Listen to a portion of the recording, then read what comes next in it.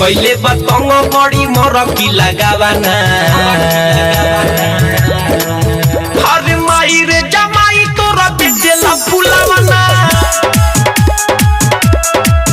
हो माई रे जमाई तोरा बेचता फुलावाना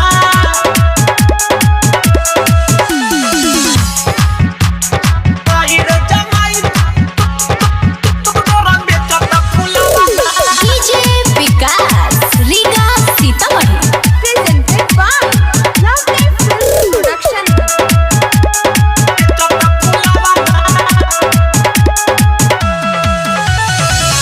जो जाब करे छोड़ी नौकरी सरकारी बोली तबे वेला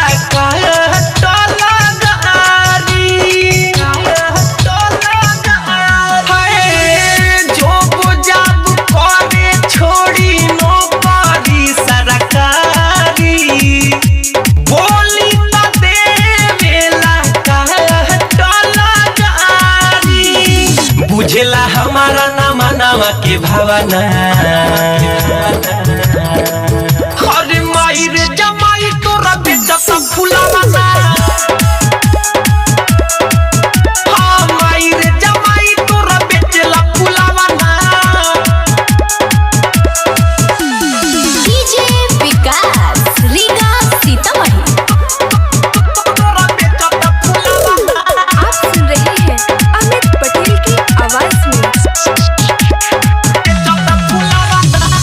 बेर बेर हमारा के करे परेशान रे कोई हाली कोई लसपान के दुकान रे बड़ अति कइले बा हाय बेरी बेरी हमारा के करे परेशान रे कोई हाली कोई लसपान के दुकान रे खाए के रोटी बना जोरे के बलावाना